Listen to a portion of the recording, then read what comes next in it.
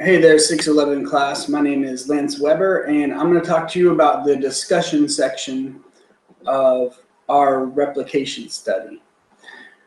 We replicated a study by Meyer, Freiling, and Wallace that used high probability sequence to increase a low probability food.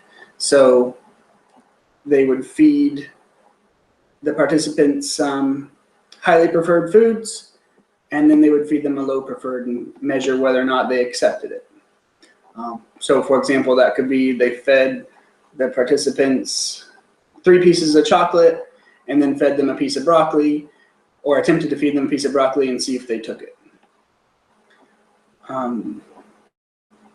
With our replication study, we measured water intake because several of our group members have very little, if no, foods, healthy foods, that they have trouble eating.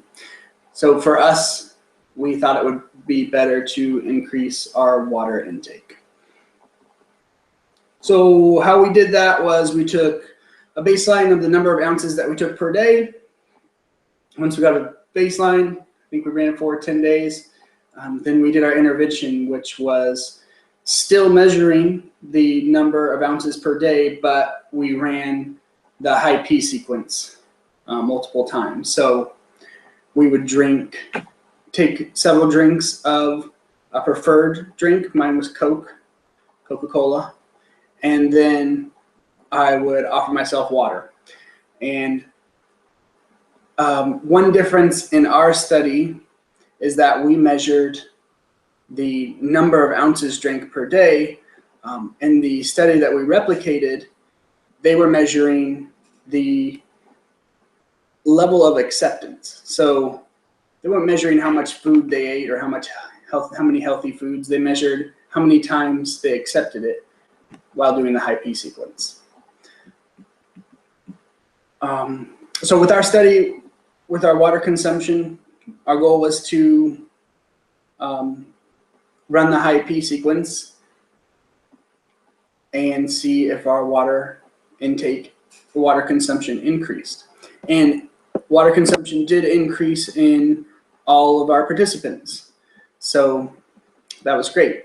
I'm going to show you my graph at the end after I go over some limitations. So one limitation of this study is that we didn't really have time to do a reversal back to baseline. I would have preferred like an AB reversal. That way we could kind of determine whether or not the increased water consumption would return back to baseline when we didn't run the high P sequence, or if it would maintain. And if it did maintain, would it have maintained for a short period of time or a long period of time?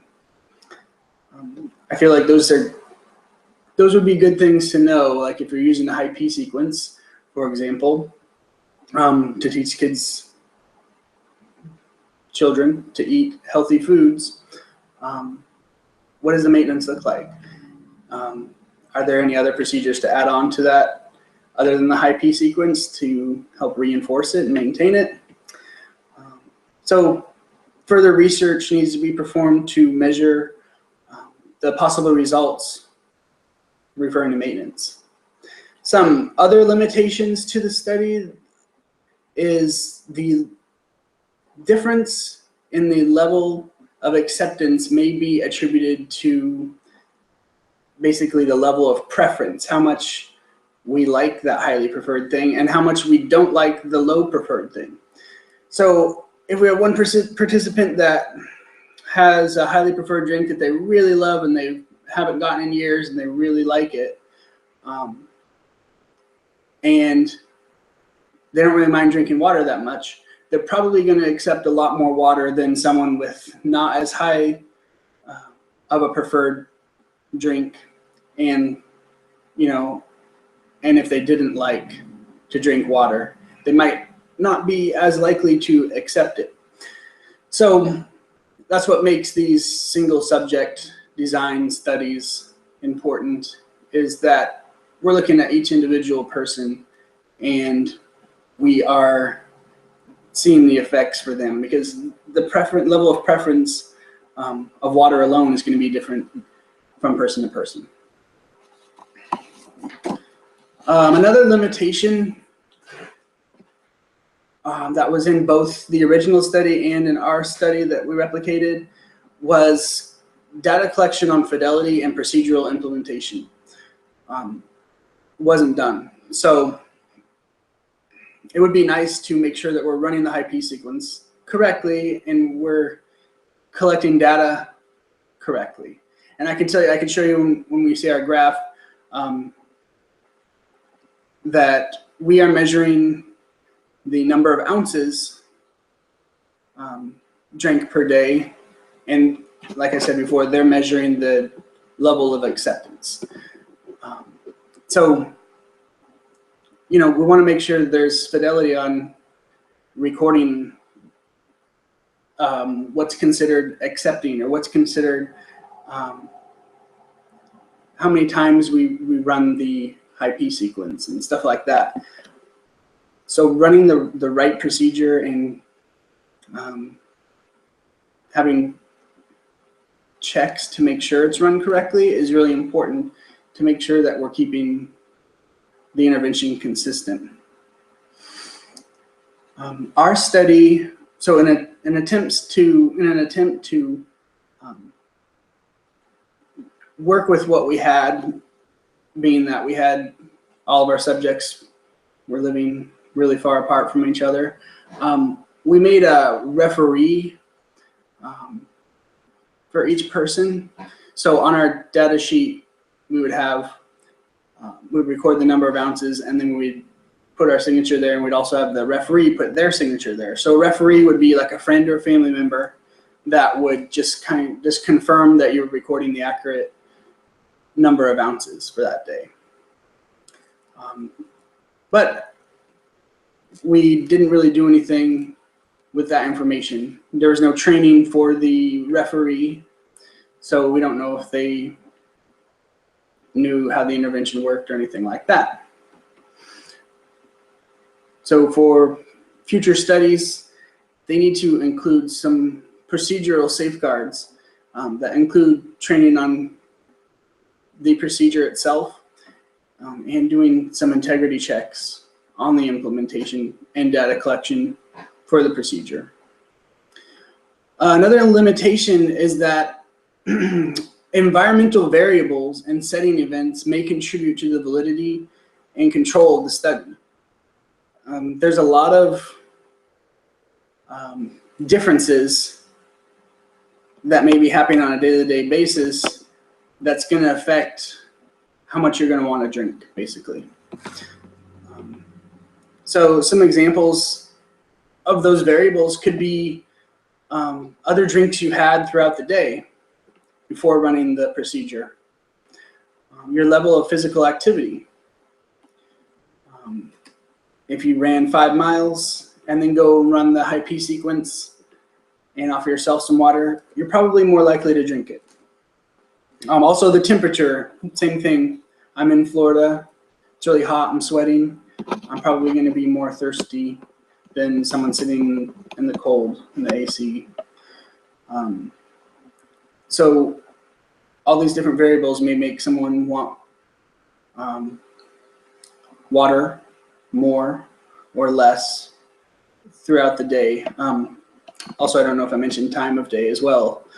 So all of these environmental factors may contribute to a lack of control for motivation to drink water. So future research should include attempts to control these variables and provide consistency among the participants, so possible effects can be contributed to the intervention. We want as much control as we can get. So, you know, we want to run the study at the same time per day. Maybe cut out drinking other drinks other than water and the preferred drink during the implementation. Maybe run it in the morning versus later on during the day. So basically in the morning when we haven't had anything else to drink, so we wouldn't mess with our motivation to drink. I'm going to show you my graph and talk about that.